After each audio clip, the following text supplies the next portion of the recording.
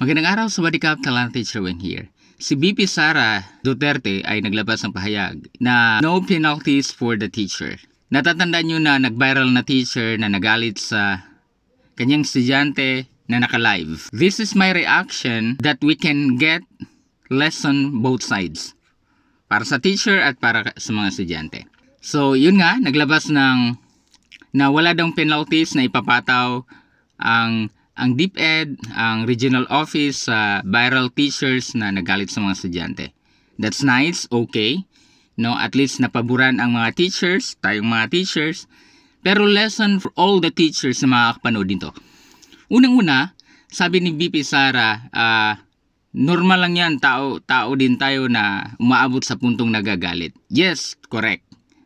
Si teacher ay mayroong limit, may hangganan. Tayong mga teachers ay may hangganan, may limit tayo na nagagalit talaga tayo to the point na lalo kapag frustrated tayo sa mga estudyante na makukulit at walang respeto. Yes, correct. I'm okay with that. But, teachers, remember, we are teachers. Kung ikaw ay magagalit, mangasaba ka, pangasaba lang, ayaw pag-live. Did you get it? Ayaw pag-live. For me, si teacher na nag-viral, nagalit siya at naglabas ng mga words to the point na below the belt sa mga estudyante. At doon sa nakapanood, magre-react of course, it's because naka-live. Naka-live. No. Ang mga teachers, okay, mag-video, okay.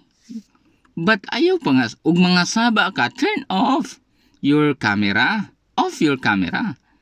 Ayaw pa nga saba sa live. Did you get it? No? Tayong mga teachers, we are professional teacher na normal mga saba sa mga estudyante pero ayaw pag-live kay ang social media today is very toxic. Dangerous siya. Once na makabuhi kag mga istorya, mga salita na below the belt, it will spread out in seconds. Mag-spread out siya anywhere, all over the world. Lalo kung below the belt ang imong mga ipang istorya sa mga estudyante. So, lesson for all the teachers, ayaw pag-live o mga saba ka, turn off your camera, then continue na mga saba ka sila. Next, we are teachers, professional teachers. Dapat kita ang naay balon pirmi nga daghang pasensya.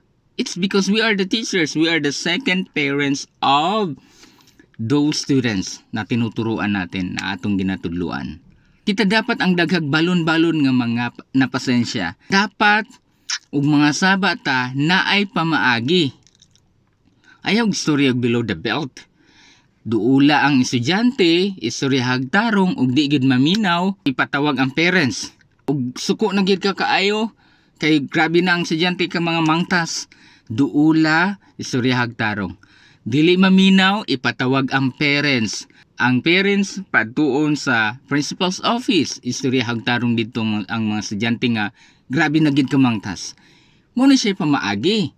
Kay professional teacher man ta.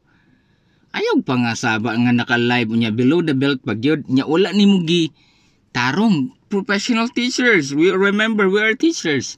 Yeah? Na second parents na ilahang guide sa mga estudyante. Sa istoryahog tarong, duulang estudyante, kay maminaw na sila basta istoryahog tarong ang mga estudyante. Pangatulo, kaning mga estudyante nga mga bugoy gyud, maminaw ni sila. Basta istoryahog lang sila tarong if ma-feel nila nga si teacher ga-cares ilaha. Muna lesson sa mga teachers. Lesson sa mga estudyante. Kamong mga estudyante, please respect your teachers. Hindi nyo alam kan marami yan silang pinagdadaanan. Problema sa pamilya, problema sa school, problema sa trabaho, financial problem. Daghan kayo sila problema dahil dungagan pag yun ninyo. Wala pag yun may respeto. Please respect your teachers. Love them. Follow them. Obey them. Pag nagawa nyo to, then masaya na si teacher. Don't forget na always study hard. Pag naanagani mo yung klase, hilom na mo, listen na mo, maminaw na mo kay teacher, kay para mani sa inyo.